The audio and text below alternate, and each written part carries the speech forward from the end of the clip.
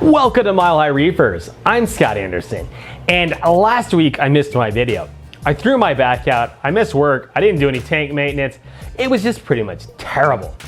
So this week, we're gonna add a couple more fish to the tank. We're gonna do a quick tank update, and guess what? It's been 5 years of Mile High Reefers. So we're gonna talk a little bit about that. So the new fish are the Yellow Coris Wrasses that I've been trying to get for literally months. I bought 3 and 1 died the very first day. I put it in the tank, in the QT tank. When I got up in the morning, it was laying there dead. Sucks. But not completely unusual considering this fish had been in the ocean a few days earlier, and this is really the most stressful time for the fish. The other fish were in quarantine for 3 weeks with no copper medication as it can harm wrasses, and they did great. Now, because my back was messed up, I didn't get a lot of video of these guys, but suffice it to say, I screwed my back up, I didn't get the water changes done, and having the type of quarantine I have with a strong biological filtration saved these fish. I wasn't able to do any water changes. The water became ugly, I had algae growing everywhere. It was pretty much terrible conditions, but the fish were fine. Had this been a regular QT tank with a heater and an air stone, ammonia would have built up and killed the fish. But these 2 guys made it fine. They did their 3 weeks in quarantine. Now they're in the big tank. So fingers crossed that these guys are gonna eat all of those flatworms on my rock. They've been in there for less than 24 hours, so we'll see how they do. Overall, the tank is doing really well. The tangs are still getting along pretty well for the most part. There's minor scuffles, but they do pretty good. Those trigger fish in there, they're still getting along. They're not eating my cleanup crew, so I'm really happy with those guys. I love the way they look, and I love the way they swim. So I can highly recommend those blue throat triggers so far, even though they're reef safe with caution. The 2 T5 bulbs that I added to the tank a few weeks ago have really made a difference in the shadowing. The tank is looking much better, I'm getting better coloration, and a lot of the Euphyllia that was closed up is now opening up more. That's not to say though that the shadowing problem is fixed. My biggest problem is with this big toadstool leather and this big Montipora. The problem is they've overgrown everything and they're just gonna have to be cut out of here. I'm probably gonna put this project off for a couple weeks. I got some stuff I need to do to the frag tanks downstairs, and I really want those yellow wrasses to be established before I start going crazy in the tank and stressing everything out. And as far as this big Monty goes, if you'll remember, I was struggling with alkalinity. My alkalinity was all over the place because of some problems with my calcium reactor. And this thing really faded out. It was just kind of pale pink and ugly. And the coloration's coming back. It's nowhere near its fluorescent former glory, but it's definitely on the right path. And the Montiporas continue to have their coral wars, where they continue to try to overgrow each other. Here, the encrusting Monty is trying to overgrow the spongeode. I like the spongeode better, so I need to remove the piece of encrusting that's overgrowing. This piece of purple has really played it out. It's kind of got this 3-story look to it. It's going great. I'm not gonna mess with it, but it looks like it could become a problem soon. My big green plating Monty is getting covered up by kind of everything. So I need to really make sure that I monitor this coral and provide it enough room to grow. I really like this green one with the pink polyps. It's beautiful, and I just need to provide it with space to continue living.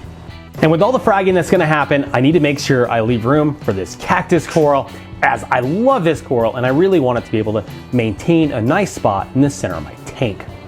The hardest decision I've got to make is what to do about my rose bubble tip. It's destroying this big piece of Montipora. And I love it, but it's just all over the place. It's taken up like a 10-inch section of coral, and I think it's probably gonna have to go downstairs in the frag tank once I redo it. Good news is I've got tons of this coral, so I can pretty much have it back to its former glory in a week or 2. The Euphyllia garden on the left side of the tank continues to thrive. The only one that's struggling is the metallic green hammer, and I think it's really due to just all of the pallies around it. I ran out of space for it. I put it there hoping it would blaze a path through the pallies.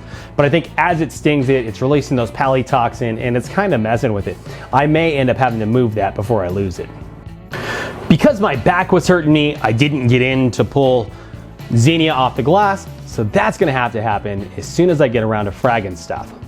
The Euphyllia garden on the right side of the tank is much improved since I've added the lighting to it. Problem is it's still got a lot of shadowing going on just by these massive corals sitting above it. But I think I should trim those guys up and then get more Euphyllia to just pack this section full. I'm really thinking Reef Stock 2018, I buy lots of cool, unusual Euphyllia for this section.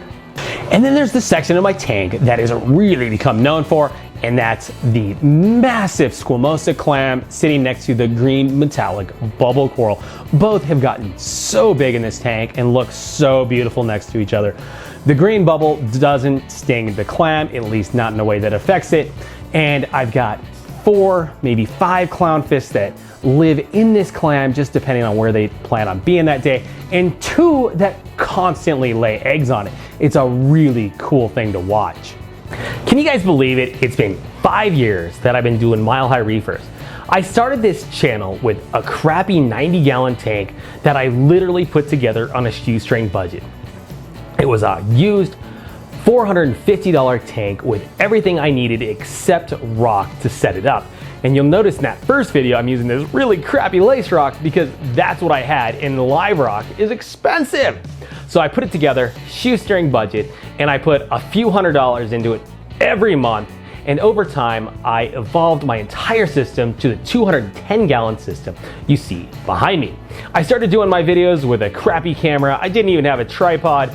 And I've evolved my channel into something where I feel like I'm putting out good video quality and good content on a weekly basis. And I really did this because I wanted to document the growth of my tank and myself as a reefer, and also share my experiences with you guys. So the tank has gone from pretty iffy to what I think is pretty cool. I still haven't got the cabinetry done, and to be honest, I really don't know what the future holds. This tank is full of coral, it's full of fish, there isn't much else I can do with it. Right now, it's just managing the tank, which may sound boring to a lot of you, but it's been a wonderful experience for me. So as time goes on, I'm gonna continue to put out great video quality and try to put out a story that you guys are gonna find interesting and worth watching. So thank you for the last 5 years. Thank you to the almost 9,500 of you who subscribe my channel, and thank you for the 2 million views. I really appreciate it. Now, let's pass things on to Ian Anderson. Hey guys, remember me? I've been doing all the funny outros. Check out this old clip.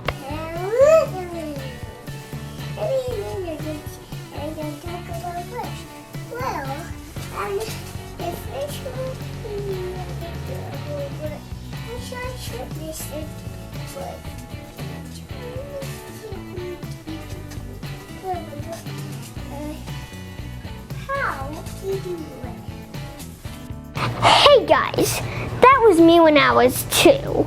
I think it's time to end this episode. Always remember, do not tap on the glass. The fish will think you're stupid. Thanks for watching this episode of Mile High Reefers. Like, comment, subscribe, and I'll see you on the next one. Peace.